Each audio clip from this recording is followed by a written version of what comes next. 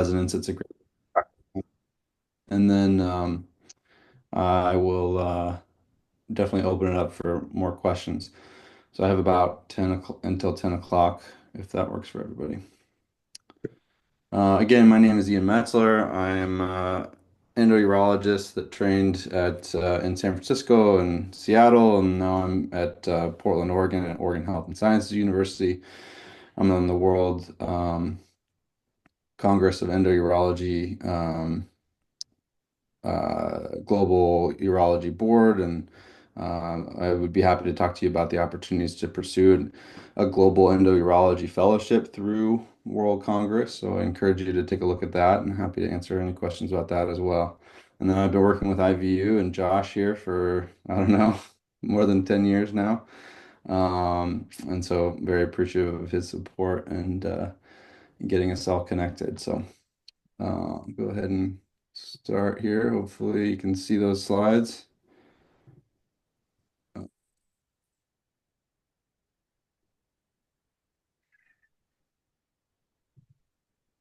Can everybody see that? Yeah, Okay, perfect.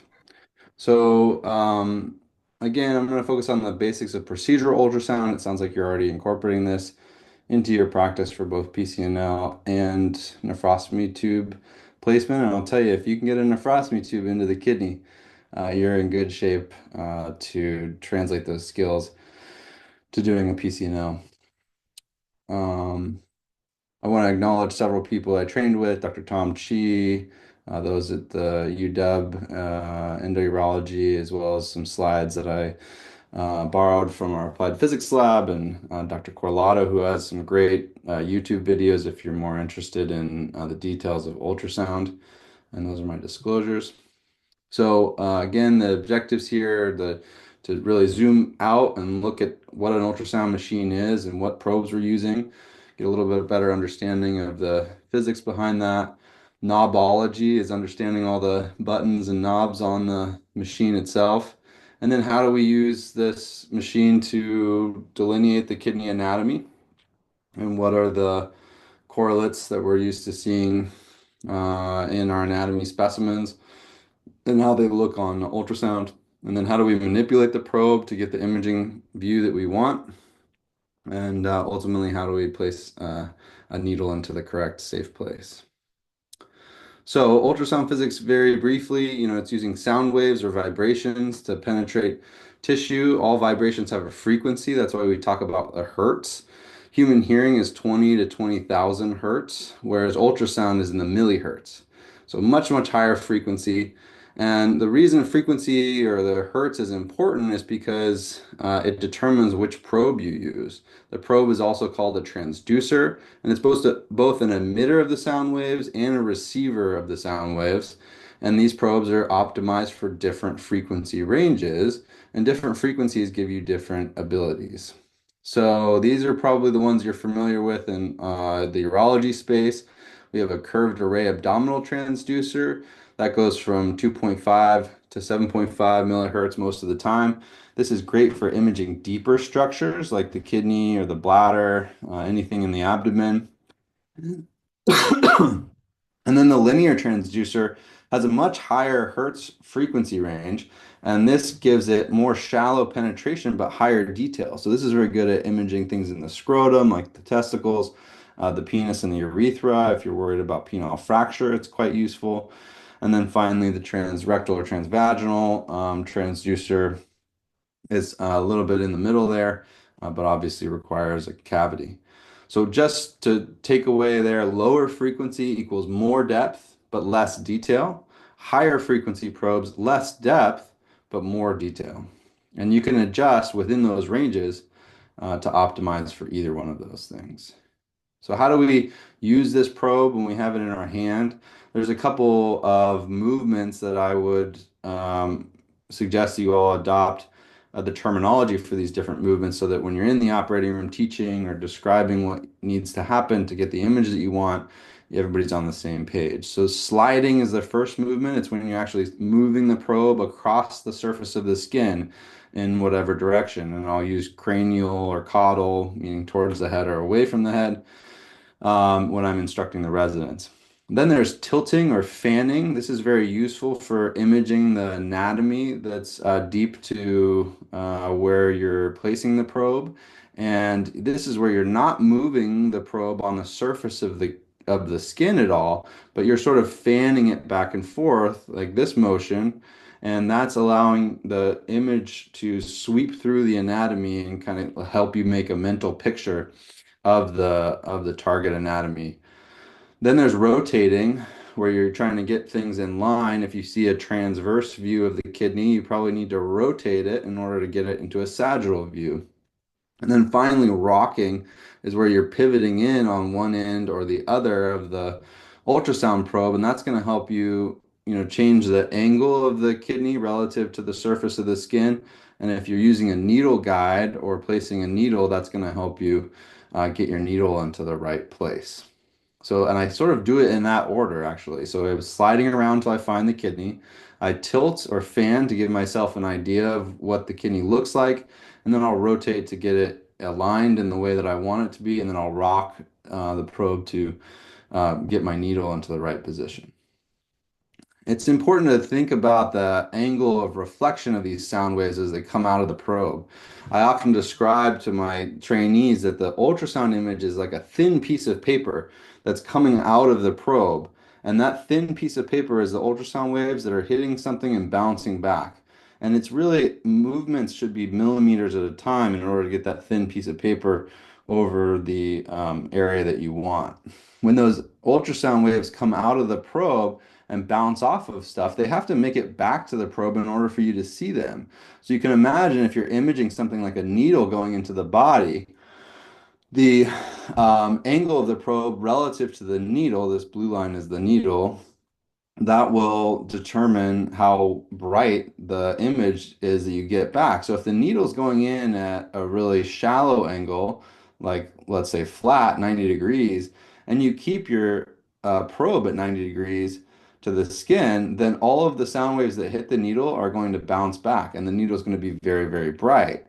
But as you get more vertical or more angled, and you keep the probe the same, a lot of those echoes will bounce off at an angle and be missed by the probe. And so you want to adjust your probe angle to match the angle of the needle. So you can see here, this proceduralist has rocked with the probe a little bit to get the angle of the imaging waves coming out of the probe to match the angle of the needle, and the brightness of the needle has increased. So it's important to understand why angles matter relative to what you're doing procedurally.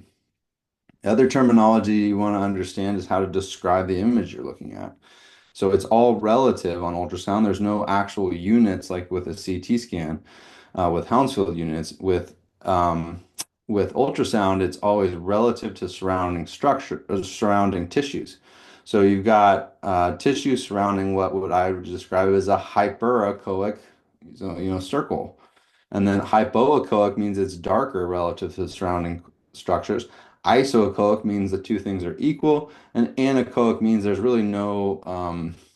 no echo texture or no sound waves reflecting in that structure at all.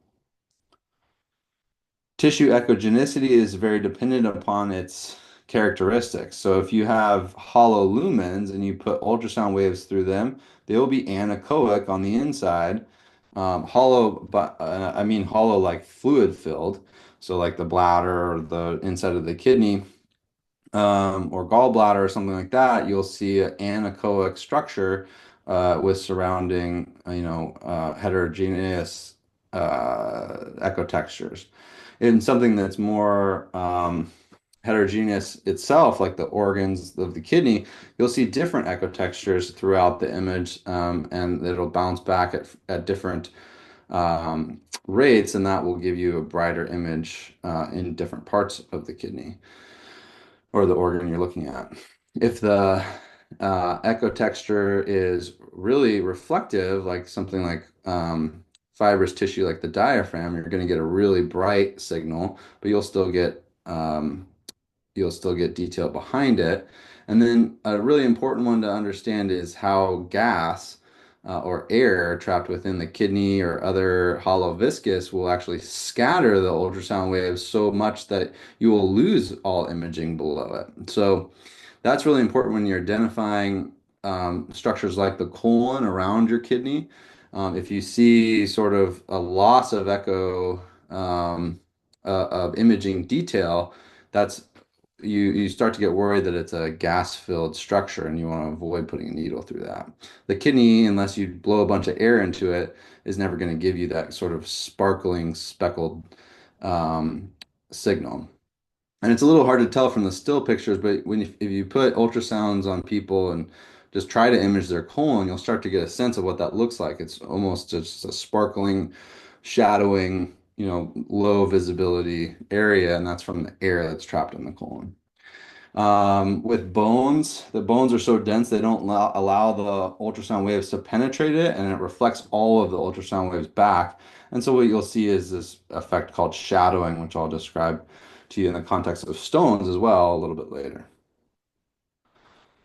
So your goals of using procedural ultrasound is a couple fold, and it's important that you get them all right in order before you proceed with your intervention. And so the first one is to define the normal kidney anatomy or organ of interest, identify the pathology within that organ, identify hazards around the organ and your target, like the vessels, the pleura, liver, spleen, and bowel in the case of a PCNL, which I'll show you what those look like on ultrasound later, and then guiding your intervention and ultimately using less radiation.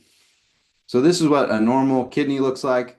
It's got a lot of fat removed here on the pathologic specimen, but you can see the layers, which are important to remember, of the cortex, medulla, and then calyces and renal pelvis, as well as some vasculature. This is a cartoon version. Same thing, cortex, medulla, calyces, and vessels. On ultrasound, it's less clear, but the structures are present. So the cortex is a little bit brighter relative to the medulla. And then within the perirenal fat, or peripelvic fat with intrarenally, you see a bright echo texture that's very hyperechoic relative to the cortex and the medulla. Now, it's important here in this structure, and we'll come back to this as well. You're not seeing very much collecting system. Maybe here is collecting system, but these darker spots out here are actually the medulla, not the calyces. The calyces, as you can see from this picture, are always within the intrarenal fat. So when you're looking for a calyx, you're always looking for a dark or anechoic area within the bright intrarenal fat. So obtaining a quality image, your goals are to get it into an appropriate size and proper orientation, and then adjust the brightness to be uniform and bring your target for intervention in view. And the way that you do that is with your probe selection, changing the frequency, changing the depth, and changing the gain.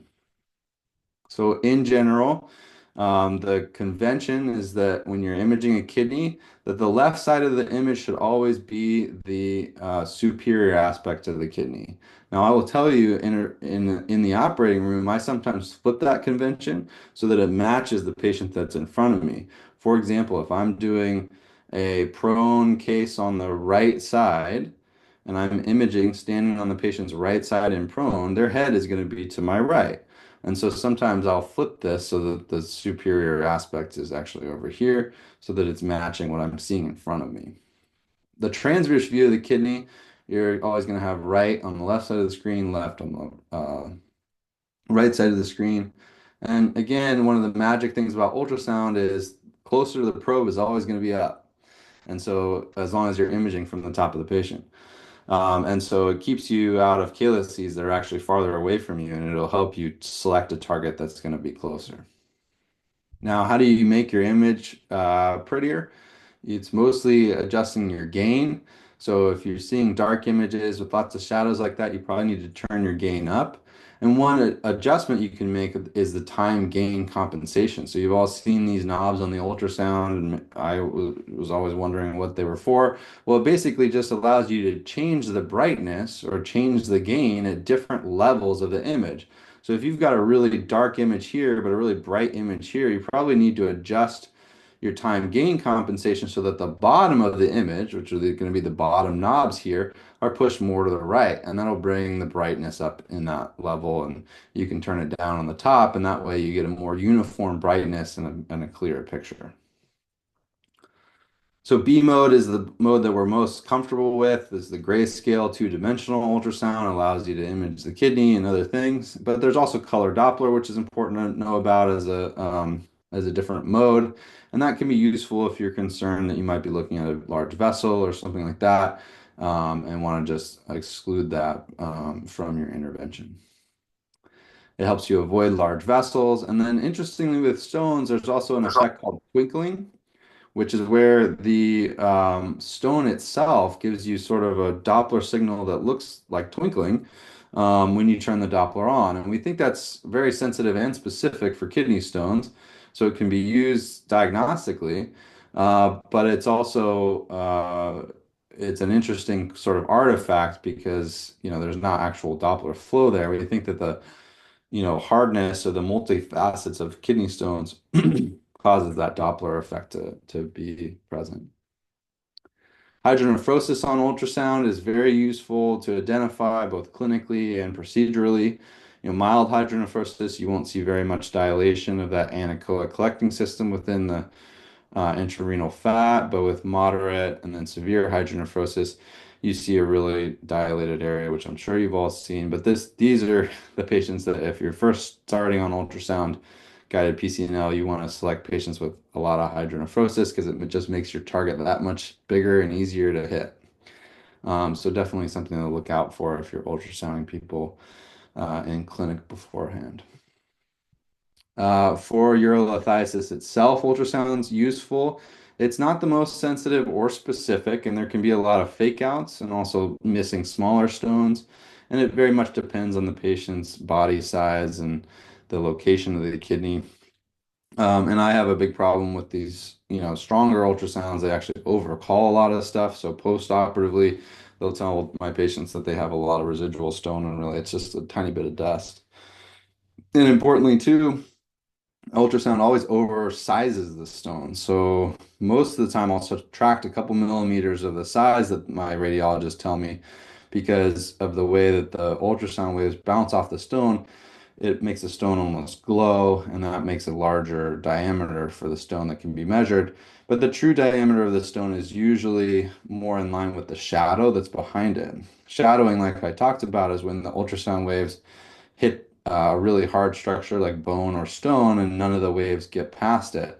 And so you can actually put a caliper on the diameter of the shadow, and that'll give you a better sense of what the stone size is. And there's a picture of shadowing here. So like, for example, if your radiologist measured from here to here and told you a size that's probably larger than the real size, and I would measure from there to there on the shadowing diameter. For ureteral stones, ultrasound can also be useful. Your bladder is a great imaging window, as we say, an anechoic structure that allows the sound waves to penetrate even deeper than they normally would. And you can see here a stone with twinkle artifact that's in the distal ureter, just proximal to the UVJ. And you could diagnose the patient's stone that way. You can also see that there's a lack of a ureteral jet. This Doppler signal here into the bladder is a ureteral jet kind of shooting into the bladder. Okay, so that's kind of the background on ultrasound. Does anybody have questions about that material before I move on to talk more about calyx selection and PCNLs?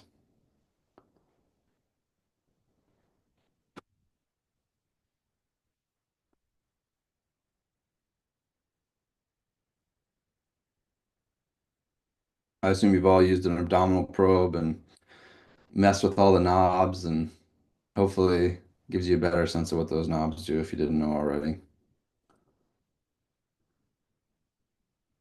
Any questions about how the picture looks um, or how to change the settings?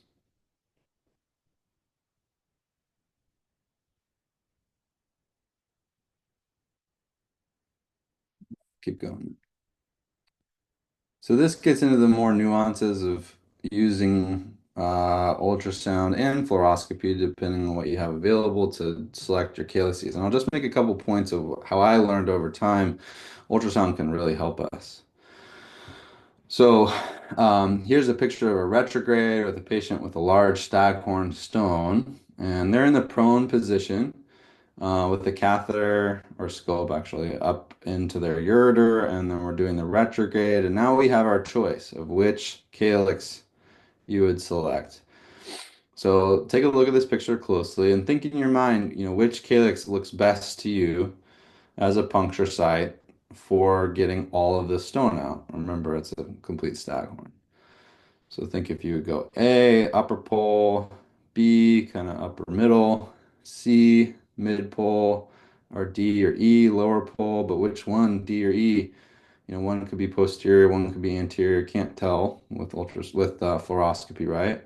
Or did you just go smack in the middle on F here? What do you all think? Anybody want to venture a guess which one you would choose? There's no wrong answer, really. I will go with D, but this is just an assumption that this will be the lower posterior calyx. But Yeah, there's a bunch of mental gymnastics to actually confirm this.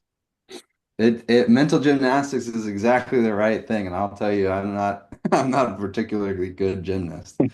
And fluoroscopy is challenging that way, right? It's a two-dimensional picture of a three-dimensional space. And there's all these tricks and mental gymnastics, like you said. Dr. Stoller, one of my mentors in residency, would always tell me it's door number two, it's door number two. And I never really understood what that meant. I thought, oh, it's the second one up from the lower pole, which sometimes is the case, like you said, D. Sometimes door number two means it's the second one to fill. Because with contrast, when you do your retrograde, because it's the contrast is going to go preferentially into the more dependent calyx.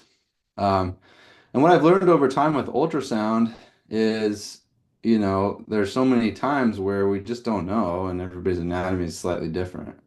So I'll actually make an argument here why I chose F. So here's the CT scan, just preoperatively. Obviously, you'd have this information ahead of time. You can see dilated kidney, complete staghorn stone, and here's a 3D reconstruction of this stone. So here's the stone in the lower pole, two middle pole calyces, and then the upper pole. So D would not have been wrong at all. In fact, you can make an argument for upper pole. Absolutely. It's pretty high, so you'd probably have to go above the rib, and that can obviously increase your risk. But any of those would be appropriate. But what I'll argue here is by choosing the most posterior calyx, which in this case happened to be a middle pole that was quite dilated and large and pointed straight up at us, but on the fluoroscopy, it just happened to be overlying the renal pelvis, and so you couldn't see it on fluoroscopy. It was like, invisible essentially.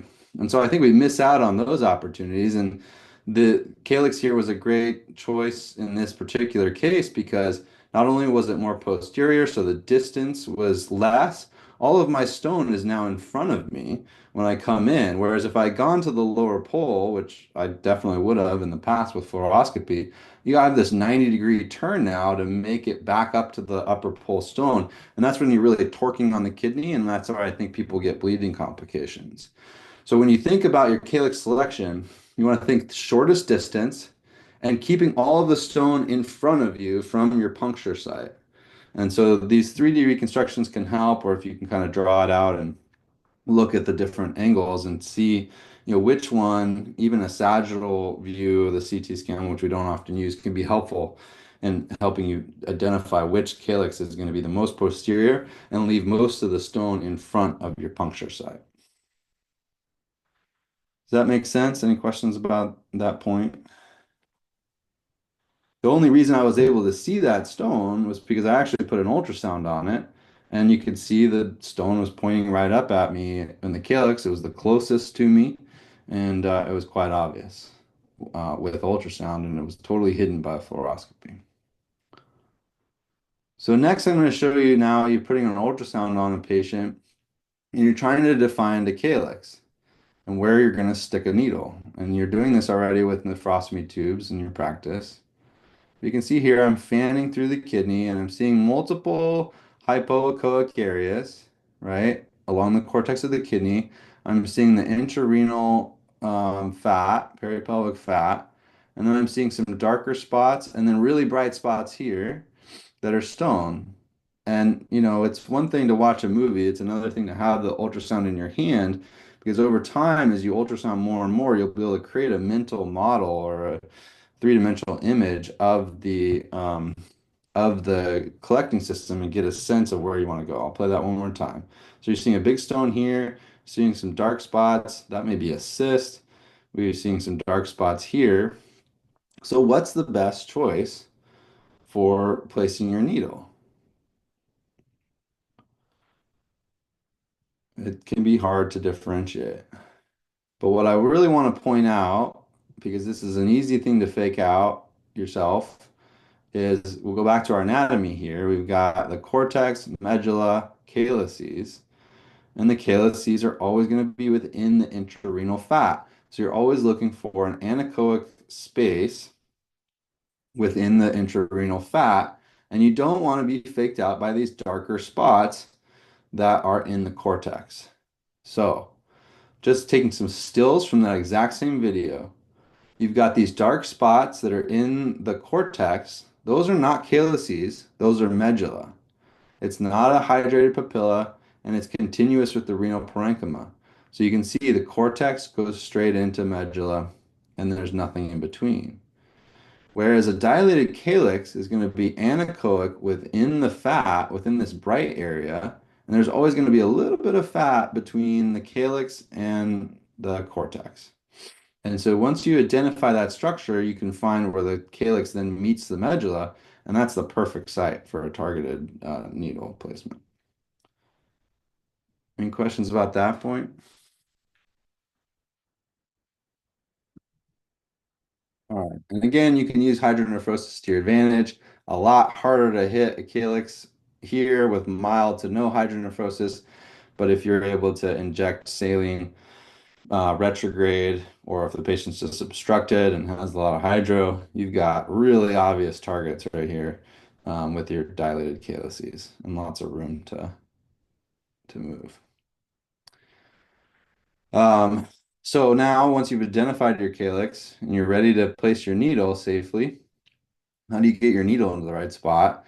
That's a hand-eye coordination thing that is going to take a lot of practice that I highly recommend that you practice on some models I'll show you or whatever it is you can, because you definitely don't want to be practicing your needle movement on your patient, for the first time. And what I recommend is doing it sagittal or longitudinal in line with your ultrasound plane. There's two ways to do it. One is sagittal. The needle comes into your image. You can see the needle from the very surface all the way to your target. And that way you avoid going through structures that you're not imaging. And you can watch the trajectory of the needle the whole time. Other people will teach transverse, which is where you're out of plane. And you can follow the needle by moving the ultrasound back and forth, but then you lose your target. It can get quite confusing. And you can also go through structures more superficially and without seeing them, like the colon. And so I really recommend sticking with the longitudinal plane.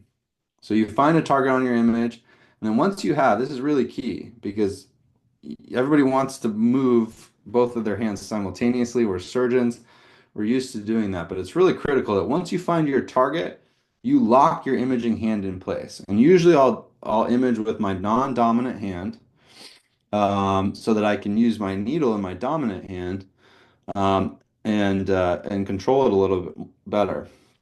So I'm holding the ultrasound with my left hand.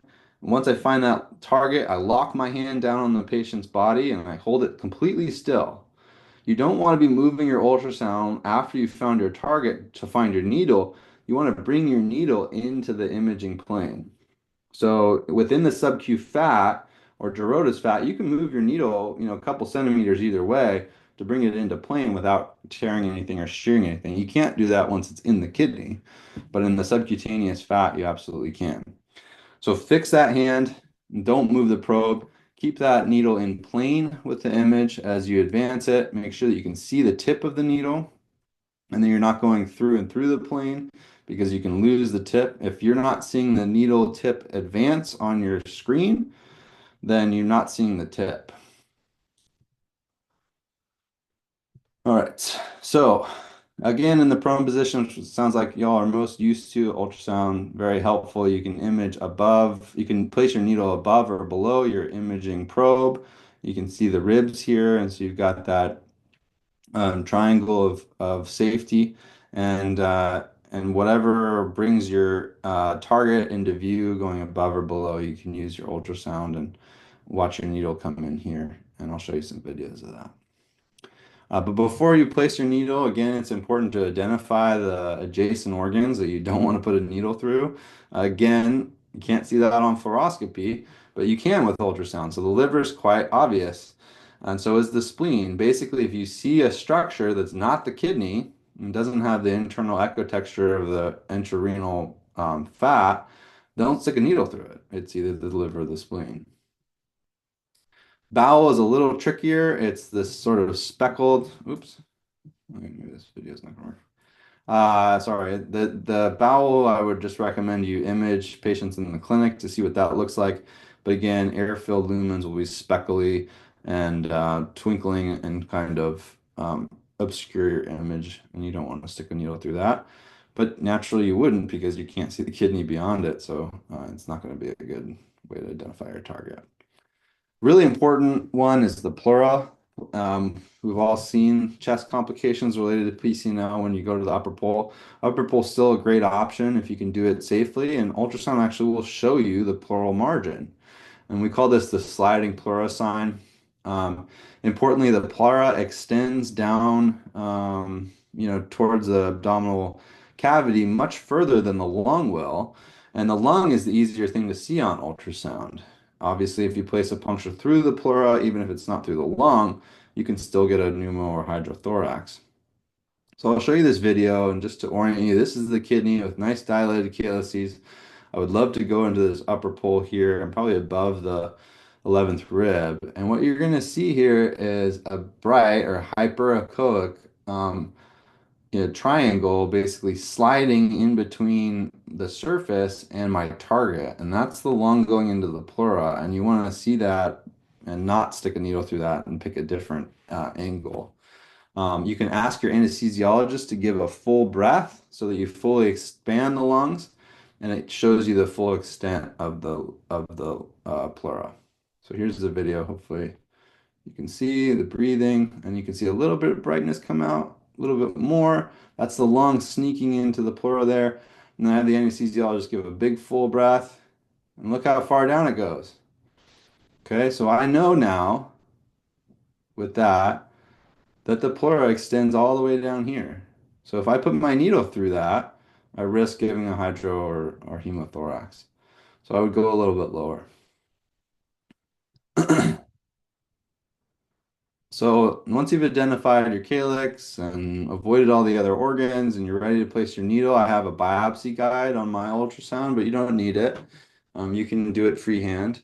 But if you have one, you might as well use it because it'll keep your needle in plane, and it's one less thing to do a mental gymnastics about. So here I'm imaging my target. I'm bringing my needle in along the steepest line because the steepest line is going to give me the sharpest or the shortest trajectory. My needle is pausing there at the capsule. So that's the tip of the needle. I'm waiting for the breath, and then I'm going to bring the needle into place and pop it right into the calyx there. Don't have a ton of hydro, and the imaging doesn't translate perfectly, but I can see the tip of the needle that just within the calyx there. And then I'll play that one more time. Again, I'm kind of waiting for the breath, keeping my target still once I have, and then the breath brings it back into place. I pause, it kind of pins the kidney a little bit. I wait for the breath again to bring it into view, and then I pop my needle in. I can see the tip right there. So now my needle's in place. This is what it looks like advancing a wire through the needle and into the collecting system. You can kind of see it bouncing around in the renal pelvis there. And then I'm going to withdraw my needle, leaving the wire in place. And we've got our wire in. Happened to go all the way down into the ureter because I was lucky that day. So don't be afraid to use fluoroscopy as well, right? You've got your needle in under ultrasound access. You've basically eliminated 90+% of your fluoro time, and you can just take a little X-ray shot at the end if you have it available to confirm that the wire looks like it's in a good position. Or if you do have a flexible ureteroscope, or even a semi-rigid that can get up into the proximal ureter, you can confirm your wire is in place. All right. So, this is just a little preview of what I'll tell you that we put together as a way to create your own models at home using stuff that you've all seen in your clinics. A tube syringe, some gloves, some suture, and then stuff you can easily get at the grocery store, including gelatin and just some Metamucil fiber. And we create a renal calyx with the glove sutured over the or tied over the Foley catheter filled with saline, and then different layers of gelatin to create the echo texture that you can then submerge in jelly and cover with a cap. And that allows you to have a kidney model for less than $5 essentially. And it's actually reusable. You can make multiple sticks. The jelly doesn't track out, and it's a great opportunity to just practice on your own or to work with the residents and get your ultrasounding skills and needle puncture skills up to speed. We used this model both at the Caribbean Urologic Society and PALSA last year with our course, and this is kind of what the model looks like. It's not perfect representation of the kidney, but it's pretty good. You can see the cortex, intrarenal fat, and the calyces that you can target with different angles. So we put this on YouTube with IVU, so you can check out IVU's YouTube site. You can Google my name, and it's how to build your own ultrasound training phantom, and it'll walk you step by step through how we made it. So hopefully that's useful. So I'm going to stop there for a minute and again open the floor for any questions about calyx selection or use of ultrasound. And we have a few more minutes. I do have a hard stop at 10 or in about 15 minutes, but I wanted to open it up for questions. And if there's no questions, I'll talk about patient positioning and how I think about supine versus prone.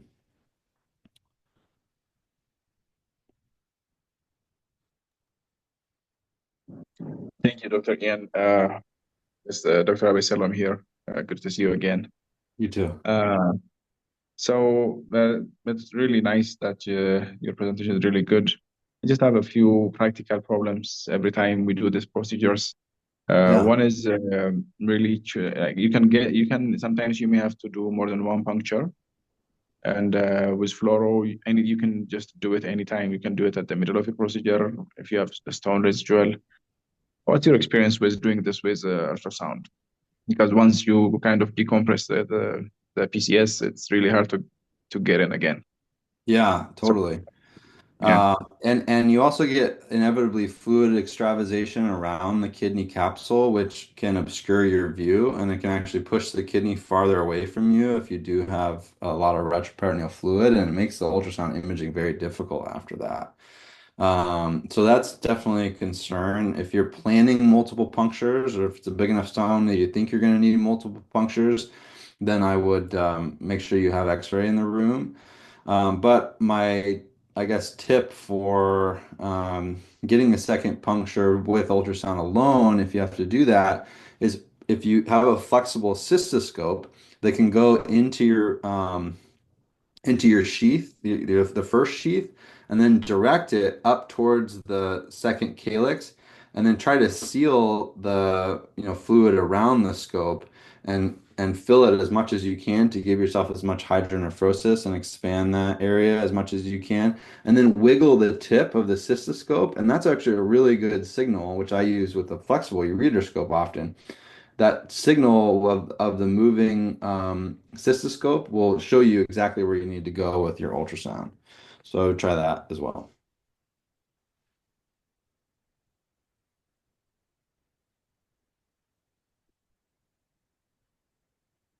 Any questions?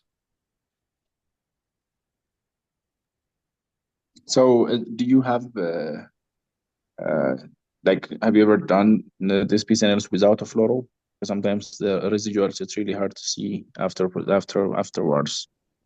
So how Yeah, do you check it if you don't have a fluoroscopy? yeah, my practice now is probably, the majority of simple stones, where it's not multiple calyces filled with staghorn. I will not wear lead because I'm only using ultrasound. We're lucky we always have C-arm in the room available if needed. But I would say the majority of those simpler cases, I'm not wearing lead and I just get the access with ultrasound. I also have the advantage, though, of having a reader scope up to confirm my wire placement. And so I lean on that as sort of a second set of eyes to confirm that I'm in the correct place. Doing ultrasound alone with no uh, confirmation from inside and no X-ray, that is really challenging, and I would only do that or only feel comfortable in that because you also have to do your dilation under ultrasound in that case um, if it's a really hydronephrotic kidney. So if it's really dilated, then you can see everything well and the patient's skinny. But the minute it becomes complex with a complete staghorn or with no hydronephrosis or an obese patient, you're really going to have to start leaning on your other tools like the X-ray or like the reader scope to confirm entry. Otherwise, you risk, popping out or something like that. So those are challenging, and ultrasound will get you 90% of the way there and really reduce your fluoroscopic use and help you with calyx selection. But there are many cases where it's not enough alone, especially as you're first starting out. Thank you, Doctor. I have one question for also, which is also very helpful for our residents. So, what precautions, or what measures should we take while puncturing and putting a guide wire to avoid a major vessel injury or misplacement of guide wires? Yeah. Yeah, so the keys there, I think, are making sure that you're keeping your needle tip in view at all times. It's not uncommon that you can, have your ultrasound image, which is like a piece of paper, right? And it's so thin that if you don't keep your needle perfectly in line, that you can see just part of your needle and you're like, well, where is it going? Why isn't it advancing? And what's actually happening is your needle is going through the imaging plane because you didn't get it perfectly aligned. It's going through the imaging plane and out the other side. And so the tip is advancing out of your view because you don't have everything perfectly lined up. So it's really, really important that if you use a biopsy guide, it'll keep your needle in line. And if you don't, just making sure that you're kind of moving your needle back and forth, keeping your ultrasound um, fixed, moving your needle back and forth to make sure that the very tip is staying in view. And if you're losing it or it's fading away, that means you're not in line. You need to bring it back into the plane, and that will prevent you from going deeper than you intend, because I think that's the most likely place that people get vascular injuries. The other thing you do is, so don't go too deep, and you should feel a little pop once you're in the collecting system. And then take the trocar out and see if you get fluid out. If you've got retrograde hydronephrosis, you should get a nice clear drip of fluid before you place your wire. And if you get a little suction sound or you get blood out, then don't place a wire. You need to replace your needle.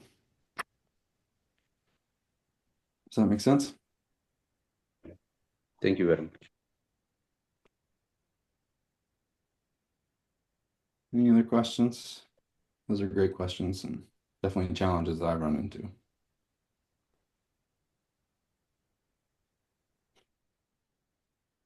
Okay. Well, I'll talk a little bit about positioning and I'll kind of make an argument for why I recommend as over time you think about ways that maybe supine position can be helpful to you. So the prone positioning, this is stuff I presented recently at the AUA. Um, there's nothing wrong with it. The prone position, they say old but gold. It still works great. It allows access to the upper pole and posterior calyces much better than the supine position. It maximizes your working space and um, anatomical views. So if you are just getting comfortable with ultrasound and you're comfortable with prone, you should stay prone until you get really comfortable with ultrasound and then start thinking about changing things. It also has better fluoroscopic view, something that we're more used to in alignment and anterior and posterior. But it has some disadvantages, like positioning is painful with the bolsters, the airway management, your anesthesiologist heart rate goes up, right? That's not good. And in really obese patients, it can be a challenge. It makes retrograde access difficult, but it's still very useful. Positioning, is very dependent on different individuals and what they like to do. You can have two bolsters under the chest or the hips. You have one bolster that's just on the side that helps tilt the patient. You can have two bolsters vertically, whatever works for you, but it's important that protect the head with a neck pillow or something that's going to support the head and pad the chest. Keep your arms in sort of the Superman position like that, keeping your joints at less than 90 degrees. This is kind of how it looks on the operating room table. We have split legs, which helps with retrograde access. But if you don't, then you can just place your retrograde catheter on the bed before you flip them. But keep everything padded, toes floating, and then you can do a little Trendelenburg if you do have the split leg that helps you access the urethra. But supine position is kind of a new and advantageous way, and I do probably 90+% of my cases this way. It's much easier position, similar to torsotomy, which we do all the time. It makes your anesthesiologist happier. You get improved passive outflow because the angle of your sheath going into the kidney is less acute. And you get easier retrograde access if you are placing a scope in at the same time. It limits your access to the upper pole, but I'll argue how I don't use that very often anymore. And then the fluoroscopic view can be a little unfamiliar because the patient's tilted, and so the kidney is often overlying the spine, and it can make things a little bit more confusing. You can be a little crowded by the hip or the bed, and so you just have to make sure the patient's fully pulled over to the side. So here's a view of a patient of mine in the supine position. And I just remind you that we think about the kidney oftentimes just in the prone position, just being sort of vertical and posterior, and it's just even with the back. And that's not really true. The lower pole, which is a great place to access, is anatomically pointed more towards the anterior surface of the body. And so it's really angled like this, and you can see here on a reconstruction that the lower pole is pointed far away. It's much, much more anterior than we sort of give it credit for. And so when we do when we do lower pole punctures prone, we're often coming into the kidney at an angle and then trying to change the angle to get to the stone. And you can see here in the supine position, I can ultrasound from both the anterior surface and the posterior surface and hit the same lower pole target, but it gives me more room to image from either side.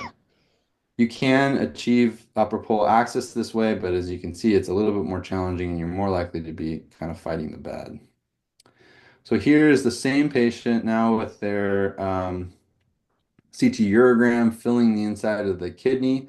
It's a pretty low kidney relative to some that are up more under the ribs. But you can see the calyces orientation again can be very anterior. And so with a supine approach, I will often go quite anterior off the tip of the 11th rib and hit a lower pole access knowing that I'm not going through the colon. I don't even think about the mid-axillary line anymore because I'm using ultrasound because I know where the colon is. And so I can hit a pretty anterior target, and then I've got a nice direct or obtuse angle to get to the rest of the kidney.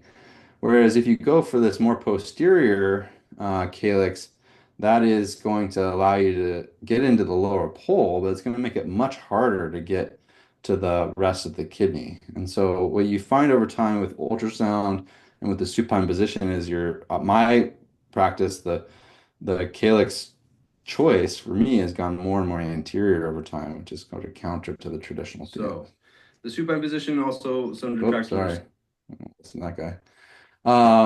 The supine position works in really large patients, 6'6" and 360 pounds, and on really small patients. This patient with osteogenesis imperfecta that had it was 2'10", the size of my 4-year-old daughter, and we made it work.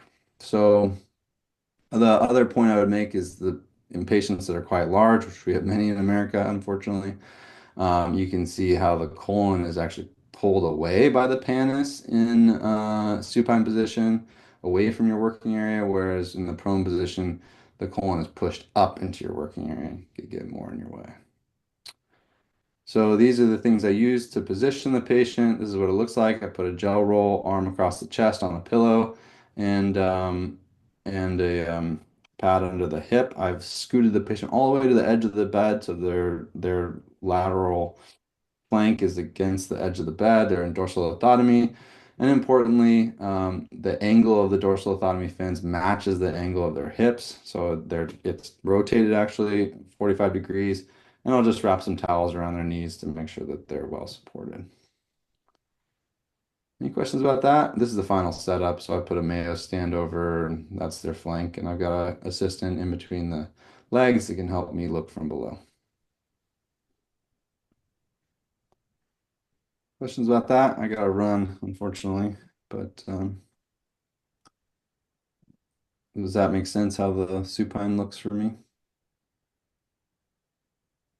It's something to try, and you can always ultrasound a patient ahead of time, right, before you've draped, and see if you can see a appropriate looking target. And if it doesn't look favorable, you can always reposition them, right? I encourage you all to ultrasound your patients in the clinic if you have access to that. Or at the beginning of the case, even if you're going to do a fluoroscopic case, just throw the ultrasound on there and see. Great. Okay. Thank you very much, Dr. Metzler. Really appreciate your time and expertise. And I know you have to run. There's his contact information on that slide, and you can reach me at Josh or info@ivumed.org if you have any questions that I can relay to Dr. Metzler, or any questions about IVU and our services. Yeah, and check out the YouTube videos. This talk is recorded. You can refer back to it before your next case. Feel free to shoot me an email anytime, really. I'm happy to review images with you or talk through technical problems or how you would approach it. I love this discussion, and I'm really glad to see that you all are doing so much more of this for your patients. Thanks very much. Thanks so much. Thank you, and thank you all for attending. We appreciate your time as well. Thank you. Thank you very much. Have a good evening. Okay. Bye-bye.